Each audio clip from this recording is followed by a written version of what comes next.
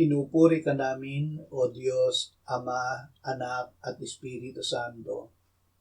Salamat, Ama, na ibinigay mo sa amin si Jesus na iyong anak, na namatay para sa aming kasalanan, iyong muling binuhay, iniakyat at iniluklok sa iyong kanan sa langit.